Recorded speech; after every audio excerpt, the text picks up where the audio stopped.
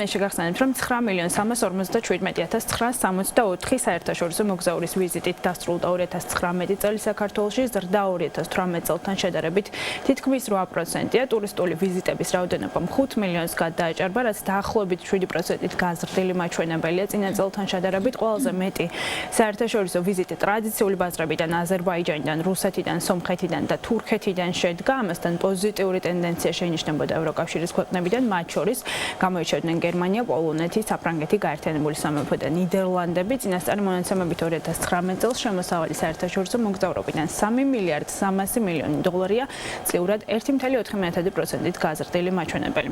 სტუმარი უნდა შემოგვიერთდეს ტურიზმის სექტორზე საუბრის გასაგრძელებლად. მარიამ ქრივიშვილი, ტურიზმის ეროვნული ადმინისტრაციის ხელმძღვანელი, გამარჯობა. დიდი მადლობა, რომ ხართ ჩვენთან სტუმრად და ერთად შევაჯამოთ, როგორი წელი იყო 2019 ტურიზმის სექტორისთვის. საკმაოდ რთული, განსაკუთრებით ზაფხულიდან განვითარებულ მოვლენებს თუ გავითვალისწინებთ, რამდენად კმაყოფილი ხართ იმ შედეგით, რასაც მივაღწიეთ, მით უმეტეს იმის გათვალისწინებით, რომ სერიოზული რისკის წინაშე დადგა ეს სექტორი და გარკვეულწილად გადაიდგა ნაბიჯები ამ რისკების გასანეიტრალებლად. მოგესალმებით, მივესალმებით თქვენ მაყურებელს, თქვენ სწორედ აღნიშნული უკვე გასული წელი იყო გამოკვეთილად რთული ჩვენი სექტორისთვის, იქიდან გამომდინარე, რომ გამოწვევებიც უხვად გქონდა, ბუნებრივია ზაფხულის პერიოდი, მაშინ როდესაც უკვე ჩვენ შეგვიწყდა პირდაპირ საჰაერო მიმოსვლა რუსეთის ფედერაციასთან, რაც ნიშნავდა იმას, რომ ჩვენ დავკარგეთ დღეში საშუალოდ 10-15 რეისი და მასშტაბად ძალიან დიდი რაოდენობის ტურისტი, ეს იყო ის გამოწვევა, რომელიც პირველესად დაგვიდგა. მე შემდგომ ამას ძალიან მალე მოყვა ბუნებრივია ის მიზეზი, თუ რატომაც ითქვა, რომ უნდა გაუქმებულიყო პირდაპირ საჰაერო მიმოსვლები ორ ქვეყანას შორის, ეს იყო უშუალოდ გამოწვევა უსაფრთხოების. და ქვეყანას დაუდგა ის პერიოდი, როდესაც ჩვენ უნდა გვებრძოლა იმისთვის და გვემუშავა ძალიან სწრაფად. აქ ყველაზე მნიშვნელოვანი სწრაფი რეაგირება, რომ საქართველოს არ შექმნოდა იმიჯი, როგორც არც თუ ისე უსაფრთხო მიმართულება. და მესამე, რა თქმა უნდა, აქ მნიშვნელოვანი იყო უშუალოდ კერძო სექტორი და განსაკუთრებულად გამოსაყოფია ის მცირე და საშუალო ბიზნესი, რომელმაც აღნიშნული გამოწვევის შესაბამისად რეალურად დაკარგა საკმაოდ დიდი ბიზნესი და მასშტაბი შემოსავალი.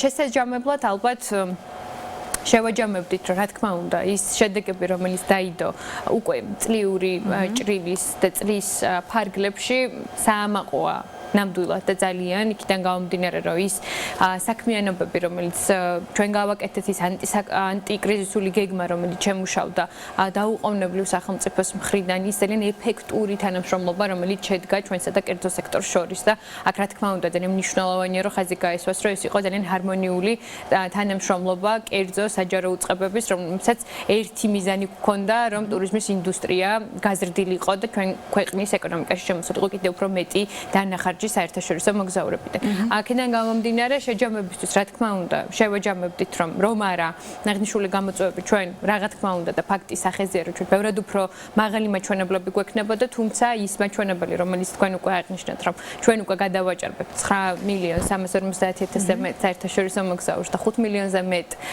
ტურისტს 2019 წლის განმავლობაში, ეს არის უპრეცედენტოდ მაღალი მანიშნებელი და ფაქტობრივად ყველა რეკორდი ტურიზმის ინდუსტრიაში მოხსნილია. სწორედ ამაზე მინდა გკითხოთ და მე გავაგრძელოთ უფრო დეტალურად სხვა თემებზე.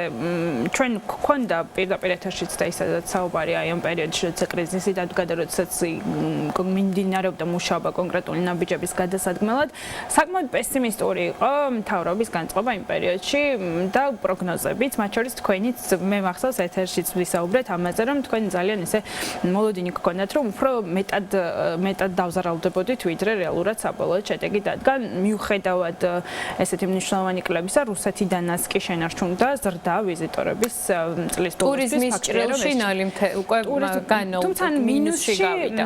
ძალიან უმნიშვნელოდ შეიძლება ითქვას წლის მთლიან შედეგებს თუ შევხედავთ და შემოსავლებშიც მიუხედავად იმისა, რომ უფრო მეტი გვექნებოდა ცხადია, რომ არა ეს შემთხვევა, კლება არ არის ყოველ შემთხვევაში ამ ეტაპზე. რამდენად დღევანდელი გადასახედიდან როგორ მიგაჩნიათ, რამდენად პესიმისტური იყო მთავრობის პროგნოზი იმ პერიოდისთვის? პირველ რიგში რამდენიმე კორექტირება შევიტანდი თქვენის ნებართვით. დავიწყოთ უშუალო სტატისტიკიდან, რაც შეეხება ზოგადი ვიზიტორების შემოსვლის კუთხით რუსეთიდან ჩვენ ნამდვილად გვაქვს ჯამურჭრილში პლუსი. ჩვენ საუბრობთ იმაზე, რომ დაახლოებით საქართველოში შემოვიდა 1,400,000-ზე მეტი რუსეთის მოქალაქე და ჯამურა წრისჭრილში გავედით 4.7%-ის ზრდაზე, რაც შეეხება უშუალო ტურისტული მაჩვენებელი რუსეთიდან ჩვენ ჯამურჭრილში გვაქვს კლება, ეს რომელიც უკვე განაპირობებს 0.6%-ით კლებას გასულ წელთან შედარებით. აქ ყველაზე მნიშვნელოვანი ალბათ რაც ხელშესახებია, ეს არის ის დანახარჯები, რომელიც ჩვენ ქვეყანაში შემოვიდა რუსეთიდან შემომავალი ტურისტებიდან და ჯამურად წლის ბოლოს ჩვენ ვიზარალეთ 60 მილიონზე მეტი ამერიკული დოლარი. ეს ციფრები ბუნებრივია, რომ წინასწარია, ჩვენ აღნიშნული წლის უკვე 2020 წლის პირველ კვარტალში გვექნება სრულფასოვანი სურათი, რაც შეეხება უშუალოდ ეკონომიკაში ტურიზმიდან შემოსულ წილზე და მათ შორის რუსეთის მიმართულებით. თქვენ პასუხს კითხვას რომ პასუხი გავცეთ, ალბათ ჩვენ ვიტყოდით, რომ ის შეფასებები, რომლებიც იყო, რომელიც გულისხმობდა იმას, რომ დღეში ჩვენ 10-15 პირდაპირ საჰაერო რეისი დავკარგეთ, რა თქმა უნდა, რომ იყო იმ პერიოდისთვის საკმაოდ რეალისტური, იქიდან გამომდინარე, ჩვენ არც ერთმა არ ვიცოდით, გააგრძელებდნენ თუ არა რუსეთის მოქალაქეების საქართველოში მოგზაურობას, იმიტომ რომ პირდაპირ რეისი არის ის, რაც უმთავრესად მნიშვნელოვანია. მოგზაურებდნენ თუ არა ადამიანები მიუხედავად იმ პროპაგანდის რომელიც ყველამ ვიცით რომ მიმდინარეობდა რომ საქართველოში არ იყო უსაფრთხო მოგზაურობა და ასე შემდეგ და ზუსტად ეს არის ის შედეგები დღეს რაზეც საუბრობთ რომ ის აქტივობები რომლებიც გატარდა ერთიანი ძალის ხმევით იუწყება იმას რომ მიუხედავად ამ ყველაფრისა რუსეთის მოქალაქეებს დღეს მაინც აქვს სურვილი შემოვიდნენ საქართველოში და იმოგზაურონ როგორც ტურისტები. ალტერნატიული გზები ნაპოვნია მეტნაკლებად ეს შეიძლება იყოს სახმელეთო გზები ეს შეიძლება იყოს ტრანზიტული რეისები და რა თქმა უნდა აღნიშნული სტატისტიკა ჩვენს იმის საბაბს გვაძლევს რომ ვისაუბროთ იმაზე რომ ძალიან კარგი იქნება თუ გახდება პირდაპირ რეისი, იმიტომ რომ ფაქტობრივად აღარ არსებობს არავითარი ბარიერი იმისა რომ აღარ იყოს პირდაპირ რეისები ორ ქვეყანას შორის. თქვენ და ჩვენ ქვეყანამ რამდენად დავინახეთ კიდევ უფრო მეტად დივერსიფიკაციის აუცილებლობა, ამაგალითად ჩვენ ყველა შეცდომაზე თუ ყველა პრობლემაზე ხომ დავსწავლობდეთ იდეაში. თქვენ როგორც ტურიზმის ადმინისტრაციის ხელმძღვანელი, რომელსაც პირდაპირ ეხება ტურიზმთან დაკავშირებული პოლიტიკის გატარება, რამდენად ხედავთ დღევანდელი გადასახედიდან აუცილებლობას, რომ უფრო გაძლიერდეს მუშაობა ბაზრების დივერსიფიკაციის თვალსაზრისით და რას გეგმავთ იმისთვის, რომ რუსეთი, რომელიც კიდევ ერთხელ დამტკიცდა, რომ საკმაოდ არასტაბილურია, როგორც ბაზარი, ყველა მიმართულებით, ფაქტობრივად რაც ასევე დაადასტურა ტურიზმის ნაწილმაც, არ იყოს თქვათ ესეთ დიდი წილით წარმოდგენილი, ყოველ შემთხვევაში ისეთი წილით, რომელმაც შეიძლება დააზარალოს ქართული ტურიზმი. მოდით დავიწყოთ იქიდან, რომ რუსეთს არასდროს გქონდა ჩვენი ქვეყანაში ჩვენ საუბრობთ დივერსიფიცირებაზე, ალბათ ამამაც ჩვენ შეგვიძლია ვთქვათ, რომ ნასწავლი და ეს რაღაცა მიღებული გამოცდილება არ არის, რის მიხედვითაც ჩვენ ახლა გადავწყვიტეთ, რომ დივერსიფიკაცია მნიშვნელოვანია. ეს არის ის პოლიტიკა, რომელიც სახელმწიფოს ძალიან დიდი ხანია აქვს. შესაბამისად, ჩვენ თუნდაც გადავხედოთ ტოპ 15-ს და ვნახავთ, რომ საკმაოდ დივერსიფიცირებულია ის იმ ქვეყნების ჩამონათვალი, რომელიც ჭარბად შემოდიან ჩვენ ქვეყანაში და შესაბამისად დივერსიფიცირება ეს იყო ჩვენი ტურიზმის ინდუსტრიის განუყოფელი სტრატეგიის ნაწილი და შესაბამისად უშუალოდ ის ხელშესახები ციფრები, რომელიც საჯარო არის, მეტყოლებს იმაზე, რომ დივერსიფიცირების პროცესი მიდის საკმაოდ წარმატებულად. რაც შეეხება უშუალოდ 2019 წელს და იმ მიმართულებას, თუ ჩვენ რას საქმიანობდით ამ კუთხით 2019 წლის თებერვალში, როდესაც თავად მე წარვადგინე ის სამოქმედო გეგმა, რომელიც 2019 წლის განმავლობაში წლის ბოლომდე ჩვენ როგორც ადმინისტრაცია განვახორციელებდით, ჩვენ ამ კაფეები ვიყავით და ვთქვით, რომ მთელი ჩვენი მარკეტინგული რესურსი დაიხარჯებოდა ახალი სამიზნე ბაზრების ათვისებაში და კონკრეტულად ჩვენ ქონდა აქცენტირება და სწორება გაკეთებული ევროკავშირის ქვეყნებზე, ისეთ მიმართულებებზე, როგორც არის მათ შორის სპარსეთის ყურის ქვეყნები, შორი მანძილის ქვეყნები, ამერიკა, იაპონია, ჩინეთი და ასე შემდეგ და ჩვენ ვიყავით ძალიან მკაფიო და ვთქვით, რომ აღნიშნული მარკეტინგული რესურსები აღარ დაიხარჯებოდა ისე ტრადიციულ ქვეყნებში, სადაც ჩვენი ქვეყნის ცნობადობა უკვე ძალიან წარმატებულად განხორციელდა. იმ ტემპებით, როგორც იცვლება, ვთქვათ, ესე მკვეთრად ყოველ შემთხვევაში ჩვენი გადასახედიდან როდესაც უყურებთ რიცხვებს, მკვეთრი ცვლილება ესე არ ჩანს წლიდან წლამდე. ვთქვათ, ტოპ 5-ეული მაინც მეტნაკლებად ერთი და იგივე რჩება. თქვენ რამდენად ხედავთ აი ამ თქვენ მიერ გატარებული პოლიტიკის შედეგს რეალობაში? პირველ რიგში დავასრულებ უშუალოდ რუსეთთან მიმართებაში, იქიდან გამომდინარე, რომ აქ მნიშვნელოვანია ხაზი გაუსვათ, რომ რუსეთის წილი ჯამურად 2018 წლის რომ ავიღოთ 25%-ს არ აჭარბებდა და ეს არ არის დომინანტური წილი. შესაბამისად, რაოდენობრივად, რა თქმა უნდა, ეს არის საკმაოდ საინტერესო საინტერესო დიდი რაოდენობრივი ტურიზმი, მაგრამ კიდევ ერთხელ იმისთვის რომ მაყურებლისთვისაც ნათელი იყოს, ჩვენი ქვეყნის ტურიზმის ინდუსტრია არასდროს ყოფილა ერთ კონკრეტულ ქვეყანაზე დამოკიდებული და ეს ის პოლიტიკა, რომელსაც თუმცა გამარტავ, იმიტომ რომ დიდი ინტერესია და შესაბამისად მნიშვნელოვანია ამის ხაზი. რაც შეეხება რამდენად ჩვენ კმაყოფილები ვართ იმ შედეგებით, თქვენ რა თქმა უნდა დაგეთანხმებით, რომ ტოპ 5-ეული მაინც მეტნაკლებად არის ის ქვეყნები, რომლებიც ჩვენი მოსაზღვრე ქვეყნებია, ეს ბუნებრივია, ეს მთელი მსოფლიოს მასშტაბით ასე აქედან გამომდინარე, რომ ქვეყნებთან რომელთან არის უკვე ისტორიული ცნობადობა და უმთავრესად გვაქვს სახმელეთო საზღვარი. ეს არის ბუნებრივი პროცესი, მაგრამ ჩვენ ძალიან ვამაყობთ იმით, რომ ევროკავშირის წლიდან წლამდე მასშტაბურად იზრდება, მაგალითისთვის მოვიყვანდი ყველა იმ ქვეყანას, სადაც ჩვენ 2019 წელს ქონდა მარკეტინგული კამპანიები, ეს არის ზუსტად ის ქვეყნები, სადაც გამოკვეთილია განსაკუთრებული ზრდა, მათ შორის როგორც არის გერმანია, საფრანგეთი, ბრიტანეთი, ნიდერლანდები, ისევე როგორც პოლონეთი, მაგალითად აღნიშნული წლის განმავლობაში ჩვენ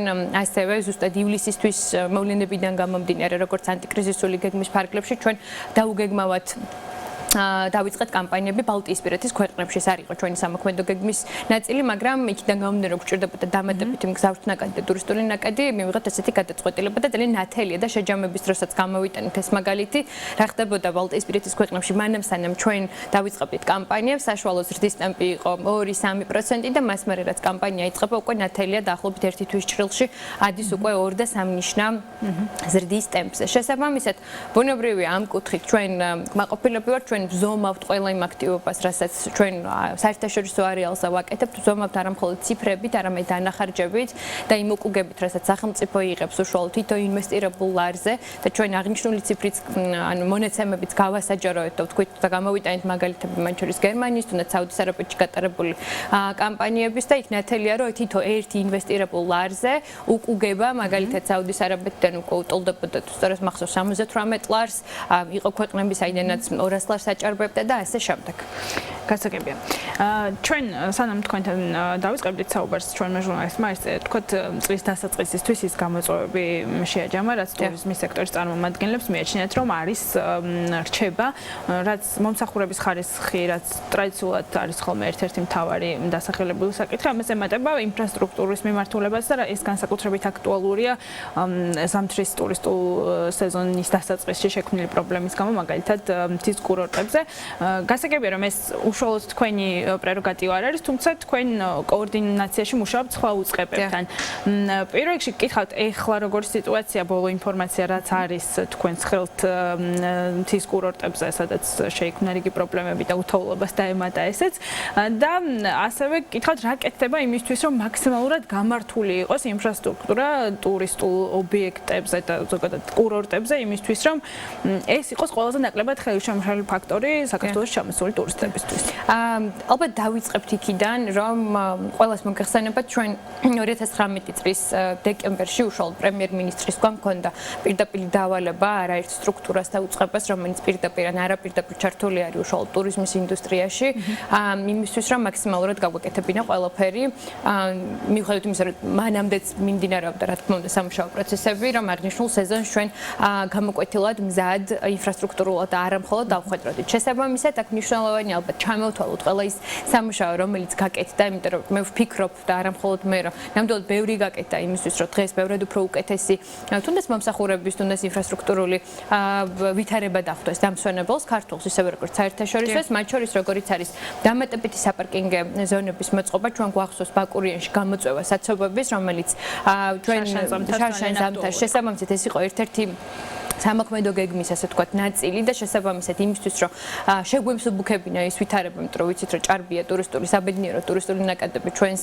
ზამთრის კურორტებზე, შესაბამისად მოეწყო დამატებითი საპარკინგე ზონები, კონკრეტულად დიდველის, ისევე როგორც კოხტას, ასევე ქვემო ბაკურიანის ტერიტორიაზე, სახელმწიფოს ჩართულობით აღნიშნული საპარკინგე ტერიტორიები სრულებით უსასყიდლო იქნება დამსვენებლებისთვის გამოსაყენებლად. ჩვენ ვსაუბრობთ იმაზე, რომ მაგალითად დიდველის ტერიტორიაზე თუ გასულ წელს იყო დაახლოებით 100 ავტომანქანის საპარკინგო ზონა ახლა უკვე არის დაახლოებით 500 მანქანამდე ტევადობის კოხტაგორასთან ასევე ისევე როგორც კიდევ ერთხელ დავკონკრეტები უშუალოდ ბაკურიანის ცენტრში.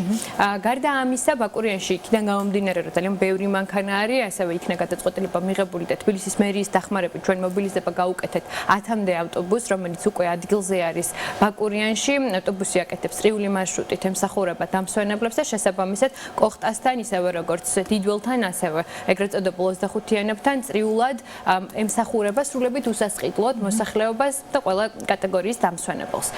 გარდა ამისა მიმდინარეობს 24 საათი 7-ზე გზების და საფეხმავლო ეგრეთ წოდებული ტროტუარების დასუფთავება ყინულისგან, თოვლისგან იმისთვის რომ მაქსიმალურად გაიწმინდოს მოძრაობა და რა თქმა უნდა უსაფრთხოება იყოს შენარჩუნებული. ჩვენ ასევე მოხარულები ვართ რომ ვთქვათ ამ პროექტის ფარგლებში ასევე გაძლიერდა პოლიციის და საპატრულო ეკიპაჟების რაოდენობა და მაგალითისთვის მოვიყვანდი რომ გასულ წელს თუ იყო პირობითად რაღაცა X ციფრი, ახლა გაორმაგებული და გასამაგებული ეკიპაჟები, რომელიც კიდევ უფრო მეტად ხელს უწყობს უშუალოდ საგზაო მიმართულების მოწესრიგებას და უმთავრესად უსაფრთხოებას. სკი პატრული, რომელიც ასევე რაოდენობრივად გაზრდილია ყველა კურორტზე. გარდა ამისა, ის ჯანდაცვის მიმართულება, რომელიც ასევე მნიშვნელოვანი პრიორიტეტი იყო უშუალოდ პრემიერის და აქედან გამომდინარე მობილიზებულია ბუნებრივია სასწრაფო მანქანები. შაბათ-კვირას, როდესაც ყველაზე მეტი პარასკევის შაბათ-კვირას, როდესაც ყველაზე მეტი ტურისტული ნაკადი არის, უკვე რეანიმობილები არის განთავსებული, მობილიზებული უშუალოდ ზამთრის კურორტებზე. დაემატა ასევე ყარინარჩენების მართვისთვის უფრო მეტი სანაგვეურნები ყველა კურორტზე და ასევე შემუშავდა გრაფიკი უშუალოდ კერძო სექტორთან ერთად, როდის და ღამის საათებში იმისთვის რომ დასუფთავდეს ყარინარჩენებისგან ასე ვთქვათ კურორტები, იმისთვის რომ ასევე საცობების განეიტრალება მოხდეს. ასევე შემოვიდა ახალი სიახლე უშუალოდ დისტრიბუციის მანქანების ოპერირების კუთხით. ჩვენ ძალიან კარგი და ძალიან მჭიდრო თანამშრომლობა ჰქონდა უშუალოდ დისტრიბუტორთა ასოციაციის პრეზიდენტთან და მათი ჩართულობით დახმარებით აღნიშნული მიმართულებას უშუალოდ გრაფიკის ნაწილზე გადავიდა და ეს ყველაფერი ერთად განაპირობებს იმას, რომ ჩვენ აღნიშნულ წელს უფრო მეტად გაუმჯობესებულები ვხდებით იმ გაზრდილ ტურისტულ ნაკადს, რომლის მიღწევისთვისაც ასე ვთქვათ ყველამ ერთად ვიმუშავეთ. რაც შეეხება სამწუხაროდ არ იყო წყალი. ეხლა დაუბრუნდეთ წყლის საკითხს, აქ რამდენიმე მიმართულებით მოდით ვისაუბროთ. ძალიან ღიად იქიდან გამომდინარე, რომ ჩვენ სამწუხაროდ არაერთი გადაცემა ვნახეთ, არაერთი სიუჟეტი ვნახეთ იმის შესახებ, რომ ვითომ და წყალი არ არის მთლიანად კურორტზე, მთლიანად გუდაურში, ისევე როგორც მთლიანად ბაკურიანში და აქ მე ძალიან დიდ პასუხისმგებლობას ვგრძნობ, რომ კაფეოდ გავმიჯნო ის, რომ სამწუხაროდ მოხდა ფაქტი ნამდვილად ასე იყო, რომ გუდაურში იყო წყლის პრობლემა, თუმცა იყო კონკრეტულად ერთ ლოკაციაზე, რომელიც არის ეგრეთ წოდებული რედკოს დასახლება.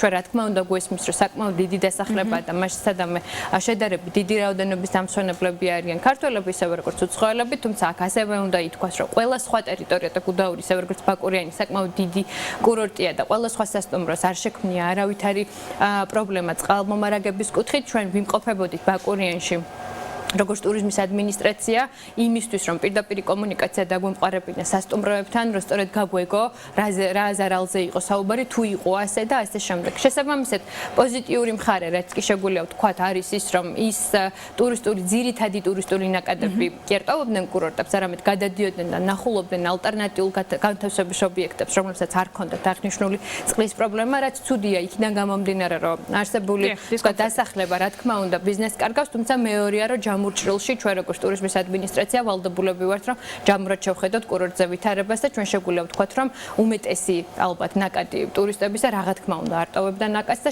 არ ტოვებდა კურორტს და შესაბამისად აგრძელებდა დასვენებას. რაც შეეხება ბაკურიანს, რამდენად პრობლემა იყო ვთქვათ იქ სოციალურ ქსელში განთავსდა გარკვეული პოსტები იმასთან დაკავშირებით, უკმაყოფილო ტურისტებმა გამოხატეს გარკვეული მოსაზრებები, რაც სავარაუდოდ შესაძლოა ნეგატიურად დაისახოს კურორტის რეპუტაციას. იცით, ბუნებრივია, როდესაც დამსვენებელი კურორტზეა და მსგავსი სახის პრობლემას აწყდება, რა თქმა უნდა, ბუნებრივია, რომ არსებობს ნეგატიური შეხედულებები, თუმცა იქიდან გამომდინარე, რომ ფაქტობრივად უკვე 3 დღე აღნიშნული პრობლემა გუდაურში აღარ დგას და ყველას უკლებრივ მიეწოდება წყალი, რა თქმა უნდა, ეს გამოწვევა უკვე დაძლეულია და რა თქმა უნდა, ძალიან მნიშვნელოვანია ვისაუბროთ იმაზე, რომ 24 საათი 7-ზე მიხედვით იმისა, რომ ეს უკვე უშუალოდ ტურიზმის ადმინისტრაციის კომპეტენციას ცდება, იმიტომ რომ კოორდინირებულად მიდიოდა ეს სამუშაოები, ჩვენ ხედავდით, რომ თავდაუზოგავად რომ გამოხმობდა შესაბამისი უწყება, რომ ძალიან მოკლე ვადაში აღმოფხვრილიყო. ბაკურიანშიც დაახლოებით იგივე სიტუაცია იყო. ეგ ვსაუბრობთ იმაზე, რომ დაახლოებით 10-15%-ზე, რომელსაც შეზღუდვა ჰქონდა წყალმომარაგების კუთხით. ასევე მე დავზუსტები იმას, რომ იმის და მიუხედავად, რომ იყო წყლის შეზღუდვა სახელმწიფოში პირდაპირი ჩართულობით ხდებოდა წყლის მიწოდება ყველა იმ სასტუმროსთვის, რომელსაც ჰქონდა ცენტრალური წყლის მიწოდების პრობლემა და შესაბამისად ფაქტობრივად ისიც შეგვიძლია ვთქვათ, რომ იმ სასტუმროებს, რომელსაც პრობლემა ჰქონდა, დამსვენებლებმა უკვე ძალიან მოკლე ვადაში ვეღარ იგრძნეს ცენტრალური წყლის მიწოდების პრობლემაც. იმედია მსგავსი პრობლემის წინაშე აღარ დადგება წელს ბაკურიანი ყოველ შემთხვევაში და გუდაური იმედია თოვლის მოვა მალე და ეს რა თქმა უნდა ჩვენ როდესაც ვსაუბრობთ იმაზე, რომ აღნიშნულ სეზონზე რაოდენობრივად გვინდა კიდევ უფრო მეტი ტურისტი, აქ მნიშვნელოვანია და სამწუხარო ფაქტია, რომ თოვლიც ცოტა აგვიანებს მოსვლას, მაგრამ ალბათ უკვე რამდენიმე დღეში ამინდის პროგნოზი გვპირდება პოზიტიურად. ჩვენ საუბრის ბოლოს მინდა რომ რაღაცნაირად პროგნოზებზე ვისაუბროთ შესაძლებლობის დაკვირვად. მოკლედ მიმდინარე წლისთვის შევაჯამეთ გასული წელი რეალურად წლის დასაწყისიც ზამთრის კურორტებზე და თქვენი მოლოდინი მაინტერესებს მიმდინარე წლისთვის შარშანდელი წელი იმაზე უკეთეს შეიძლება და ყოფილიყო ვიდრე გქონდა, თუმცა მაინც ცუდად არ დასრულდა წელს როგორი მოლოდინი გაქვთ?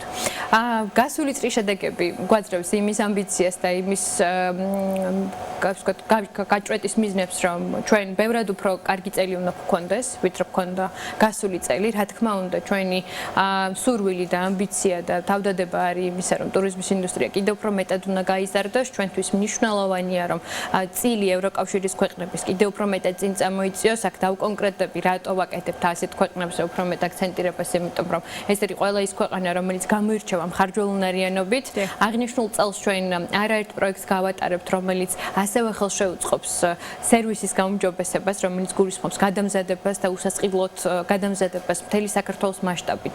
იმ მოსახლეობის, რომელსაც აქვთ სურვილი, რომ შეიძინონ დამატებითი პროფესია და უშუალოდ ტურიზმის ინდუსტრიაში, ჩვენი მიზნები, რა თქმა უნდა, ეხება იმას, რომ კიდევ უფრო მეტად ვიყოთ ჩართულნი და ხელი შეუწყოთ მოსახლეობას, რომ იყოს დასაქმებული ტურიზმის ინდუსტრიაში, თვით დასაქმებული თუ ასე შემდეგ.